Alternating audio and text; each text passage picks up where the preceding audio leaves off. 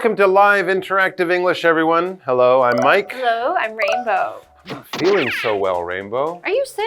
I don't know, my stomach's a little tense. I'm getting all nervous and shaky.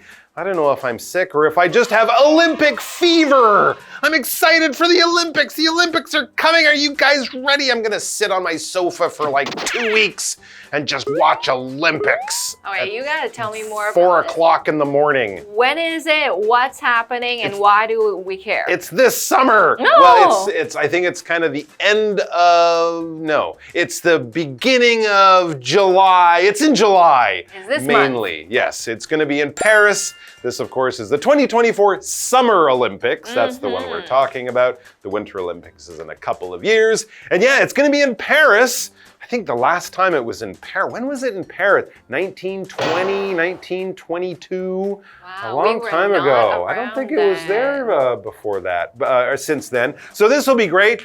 Don't go to Paris if you're not planning to see the Olympics, because everything will be shut down. It'll be filled with people, but if you're a sports fan, that's an easy decision to make. You can stay home and you can watch them on your TV or something like that. So today and tomorrow, we're going to be looking ahead to the Olympic Games. From your questions, I get the feeling you don't have Olympic fever as bad as I do. No. But are there some Olympic events that you kind of are, interested, or if they're on TV, you'd say, oh, let's watch this. This is interesting. I really like watching gymnastics. That's a very popular one. Lots of people love that. Swimming, yeah, also very popular. Good choice. That's the kind of thing I like about the Olympics, is we get to see all these sports that you never see any other time. Yeah. Right? I mean, they have soccer in the Olympics. I think they have baseball. I don't watch those. I'm watching fencing and shooting and horse riding, beach or volleyball. Horse riding while fencing and shooting at the same time.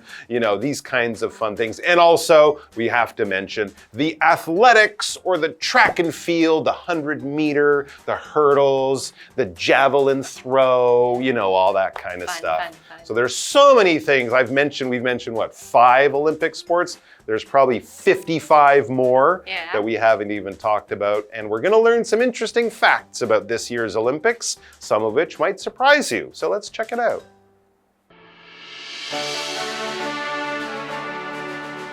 Eloise and Matteo are decorating for an Olympics-themed party. I'm so excited for the opening ceremony tonight. Me too. Do you remember the London 2012 one? Of course I do. The Queen and James Bond together? How could I forget? How about Beijing 2008? The drummers were incredible. Definitely. Their performance was mind-blowing. But my favorite has to be Rio 2016.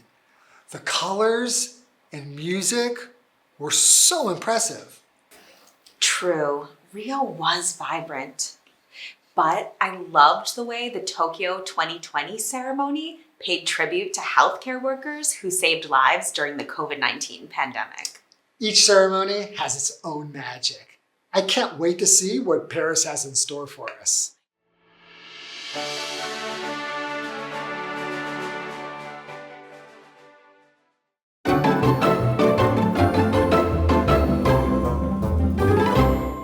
All right, let's talk about the Olympics. Looking ahead to the Olympic Games Part 1 in Paris. But before that, we're going to talk about remembering previous opening ceremonies. The opening ceremonies! Those are a big deal. Totally forgot about that. Yeah. So we've got Eloise and Matteo, our 2 friends here. They love the Olympics, obviously, because it says Eloise and Matteo are decorating for an Olympics-themed party.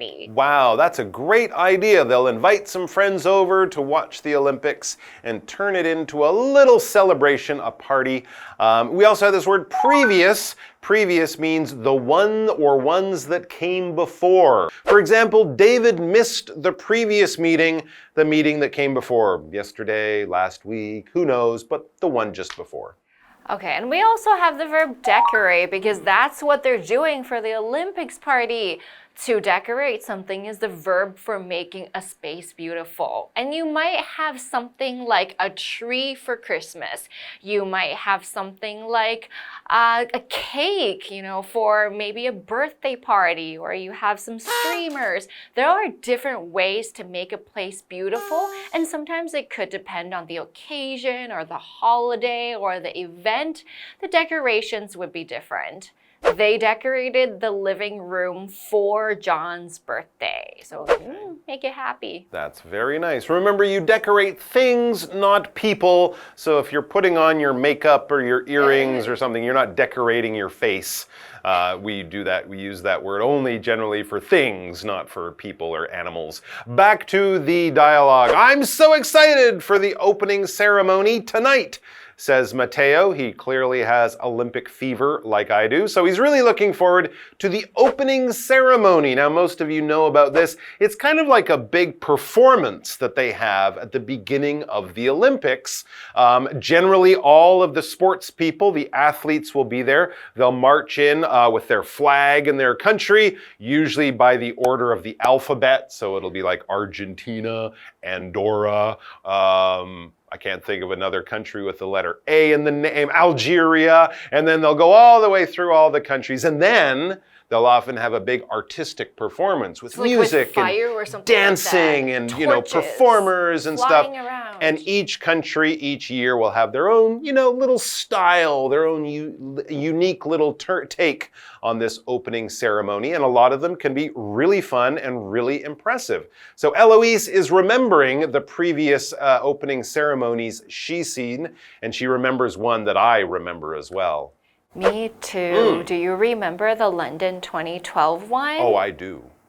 Yes, it was very, very good. Mateo says, of course I do. Yeah, it was very memorable. It was very easy to remember because it was so good. The Queen and James Bond together, how could I forget? Do you remember that one? The Queen's at the Buckingham Palace.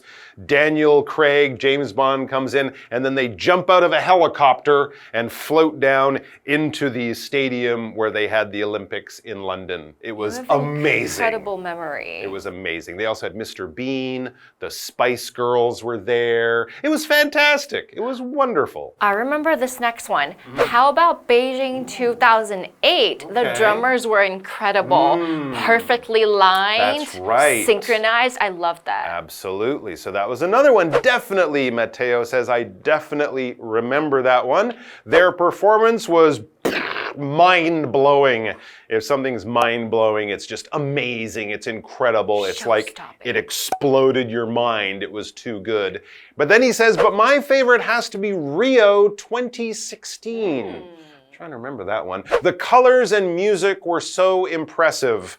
I don't know, maybe I didn't see that because that would have been very early in the morning in Taiwan. So I might have been asleep for that one. Maybe. I'm not sure. True, Rio was vibrant, but I loved the way the Tokyo 2020 ceremony paid tribute to healthcare workers who saved lives during the COVID-19 pandemic. That's special. Yeah, that was special. It was much smaller and quieter. I think there weren't many people there to watch it. Yeah. Right? It was still COVID time, so they didn't have an audience, but they did put on a special performance.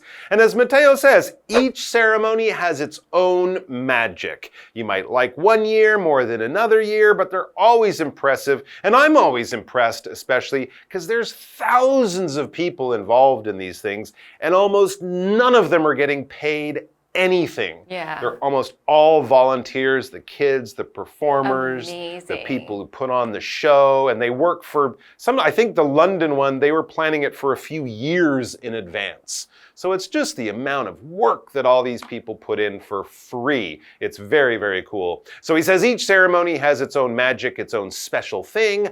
I can't wait to see what Paris has in store for us.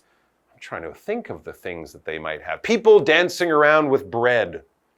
I don't know, maybe. All right, we're gonna the Eiffel Tower. Definitely. Well, jumping off the Eiffel Tower. All right, we're gonna take a break and then we'll be back.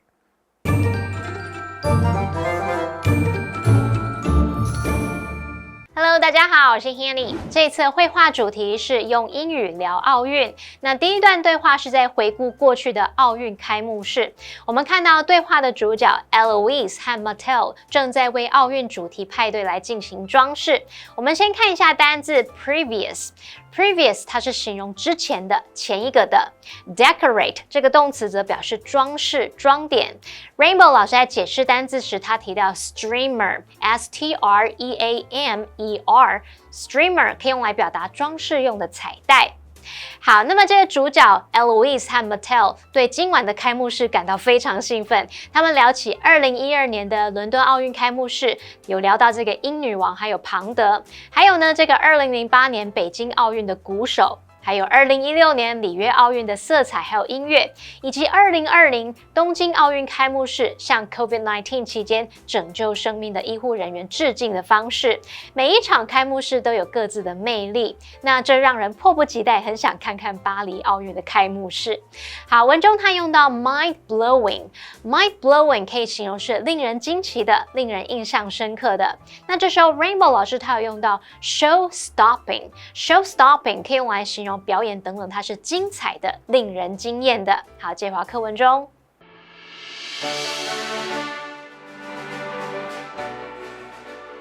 Eloise sticks up a poster of the Paris 2024 mascots. Look at these Paris 2024 mascots. Aren't they cute? I'm not sure.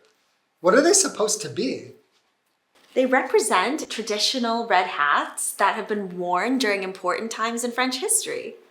That's interesting, but they still look kind of strange to me. I think they're fun. They can be used to teach people around the world about French identity. And the colors are lovely too. I guess. But do you remember Sochi 2014's mascots? Now those were cute. Yes, but every mascot brings something new. These will grow on you. I promise.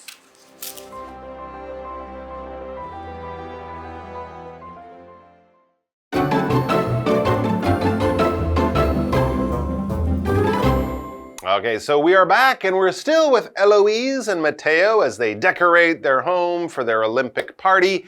Now they're going to be discussing Olympic mascots. Okay, so these mascots, these are kind of like cute cartoon characters. Yeah, they represent That's right. the event. And every year or every Olympics, they kind of design new ones, give them names, and of course they're there and you can take pictures with them. You can buy t-shirts and hats t-shirts and and stuff. keychains and Yeah. little dolls and all that stuff. And I think almost every year people hate the mascots. They do? Why? Well, because they kind of have to make them, and everyone in the city's like, well, we think that one's ugly, or it looks dumb, or why do they have 5 of them, or that kind of thing. But probably later on, people have warm memories of them once they go to the Olympics. But at first, you can't make anyone happy. Yeah. Eloise, it says, sticks up a poster of the Paris 2024 mascots. I'm not quite sure what they look like. I don't think I've seen them yet. So a poster is like a big piece of paper, and it's usually for promoting something. So it's not going to be too small. It's going to be hanging on maybe like a big empty wall to display something. It has some event information or something that they're trying to sell. Maybe it's an advertisement. Now, a lot of people used to hang posters on their wall of famous people that they liked, musicians, quotes, games, events, things like that. Claire hung a poster on her bedroom wall. Oh, was it Bieber? Maybe. Taylor I feel like Swift? posters were a long time ago though, right? Like, do people still hang posters? I guess if you're a young person, you do. Okay. If you're 40 years old and you're hanging posters, that might be, well, get a painting. But So if you're you're gonna young, say get a life? if you're young, why not? I had posters on my wall. I loved them. Anyways, Rock and roll. let's get back to the dialogue. So Eloise, she likes these mascots, I think. Look at these Paris 2024 mascots. Aren't they cute? Okay. I guess they're cute. Yeah, they might be, but maybe not for Matteo, maybe not to his taste. He He can't says, tell. I'm not sure. Yeah, he hasn't decided if he likes them or not. And he's got a reason for that. He's not just being difficult. He says, I'm not sure. What are they supposed to be? It's weird. He doesn't know what they are. Right, because often they will kind of, make it look like something from the country or the city, but it might not really be clear to you. As I said, sometimes these mascots are not really popular at all. So what are they supposed to be? Yeah, Eloise knows. They represent traditional red hats that have been worn during important times in French history. Oh, like French Revolution red hats. So we're obviously going to have to look at these mascots. Now at least we know that they're supposed to represent hats. So if you look at it and go, why is that a drop of blood? No, it's a red hat. It's supposed to represent a red hat. To represent something is to kind of take the place of something. It might look like something. It's not that thing, but it's supposed to stand for that thing. It might be similar, or it might just be a symbol that everyone recognizes and goes, oh, that is the sign for this. Flags represent countries. If you're watching the Olympics, it won't have a little map of Japan. They'll use a white square or a white rectangle with a red dot in the middle. That is Japan's flag. It represents Japan. In the same way that you could talk about your president represents the people of the country, right? When the country wants to do business with another country, we don't all go to Japan and go, we want to have a new deal. No, we send our president. The president acts for us, takes the place of us, and does the business of us. The president represents the people and the country. Here's another one. This symbol represents peace. It's a circle, and it's got a line down the middle and two little lines there. It looks like an upside down chicken foot. That represents peace. It's the peace symbol. Back to Matteo. He says, that's interesting. A hat, huh? Okay, that's interesting. But they still look kind of strange to me, so I don't think he'll be buying a French Olympic mascot doll anytime soon. Eloise is pretty light. She says, I think they're fun. They can be used to teach people around the world about French identity, and the colors are lovely too. Okay, well, we already know a little bit more about red hats and why they're important, so I guess that is useful. And Matteo kind of agrees with me. He says, yeah, I guess. He sees her point. Maybe he's not totally sure that she's right, but yeah, it could be that they're good to, teach people about French history. Anyways, but do you remember Sochi 2014's mascots? Now those were cute. Now he has a really good memory of that. I don't remember mascots from almost any Olympics. Does he collect them or something? But he remembers the ones from Sochi back in 2014. He thought those ones were pretty awesome. That would have been the Winter Olympics.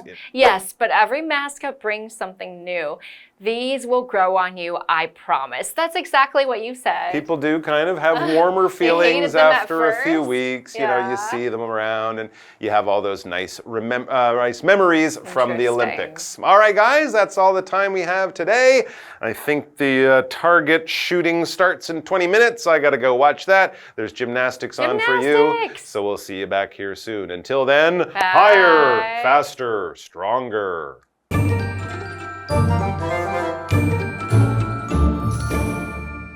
第二段对话是在讨论奥运吉祥物，那么 mascot 就是指吉祥物。对话里面这个 Eloise 她贴上2024巴黎奥运吉祥物的海报，她觉得很可爱。可是 Matteo 看不出那是什么东西，这让人有点困惑。那这时候 Rainbow 老师用到 confusing 这个形容词 C-O-N-F-U-S-I-N-G confusing 可以形容令人困惑的。好，那么 Matteo 接着就问说What are they supposed to be? 他们应该是什么呢？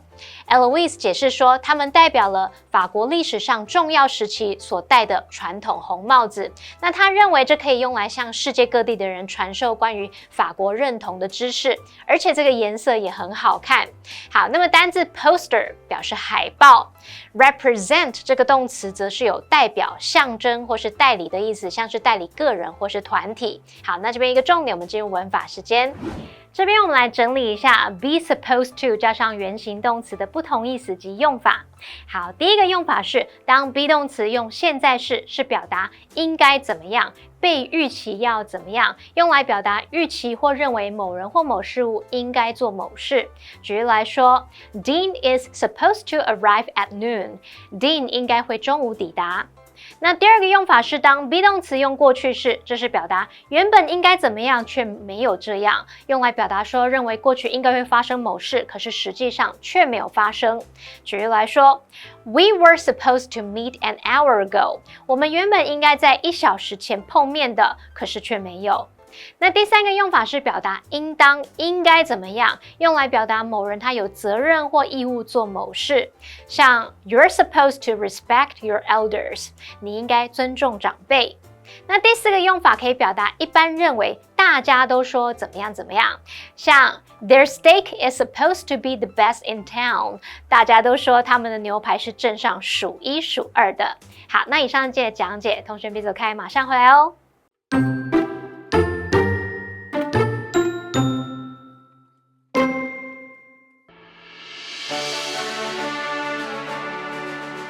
Eloise and Mateo are decorating for an Olympics-themed party. I'm so excited for the opening ceremony tonight. Me too. Do you remember the London 2012 one? Of course I do. The Queen and James Bond together? How could I forget? How about Beijing 2008? The drummers were incredible. Definitely. Their performance was mind-blowing. But my favorite has to be Rio 2016. The colors and music were so impressive. True, Rio was vibrant. But I loved the way the Tokyo 2020 ceremony paid tribute to healthcare workers who saved lives during the COVID-19 pandemic. Each ceremony has its own magic. I can't wait to see what Paris has in store for us.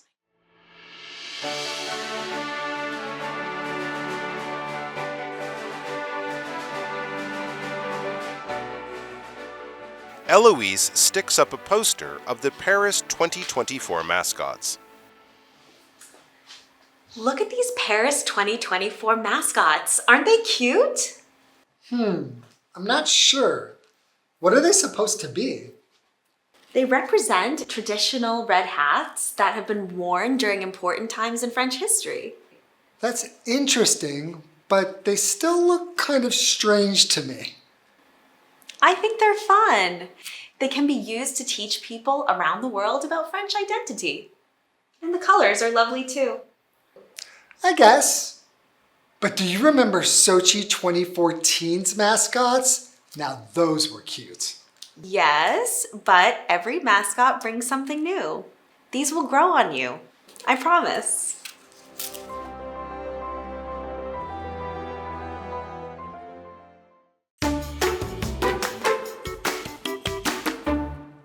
Hey, it's Kiwi on the street. I'm Kiki. And I'm Winnie. And it's time for Vocab Sort Out. That's where we have 2 words, 2 separate categories, and 6 vocabulary words. Let's see if our new friends can sort them out. Let's play Vocab Sort Out. We have our vocabulary and our words are happy and angry. So our first one is Annoyed. annoyed. Okay. We have irate. Irate. Oh, she's very quick. Delighted. Furious. Merry. Merry. Is Ecstatic. aesthetic.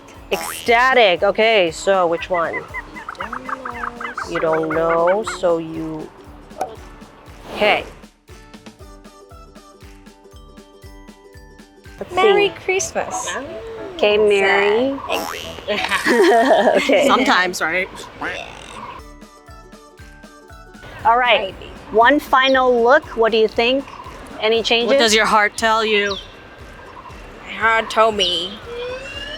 I don't know. Okay. All right. Well, you should listen to your heart more because Ding, you got ding, ding. 100% correct. Good job. Okay. What did we learn today? Let's take a look at today's vocab sort out. Today's categories we have happy, versus angry.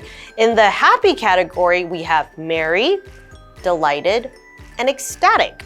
So for the word merry, I'm sure everyone knows it means happy, right? Merry Christmas, it kind of just means happy Christmas, okay? Then we have our word delighted. And if we just ignore the ed at the end, we see the word delight. And it means you're such a delight. You're so pleasant to be around. So that means you're very happy to be around or be with some person. And it just makes you feel light and airy.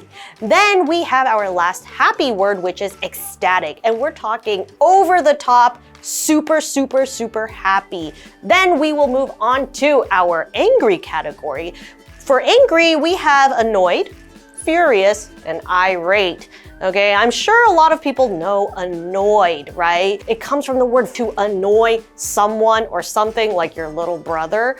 Okay, then we have furious, okay? It comes from the word fury, which means a lot of fire, a lot of passion, and just a lot of anger on the inside and coming out. Then we have our last word, which is irate. We're talking, it's not my day. I am not happy. I am not having a good day. I am irate, okay? And that's all we have for today. KiWi later.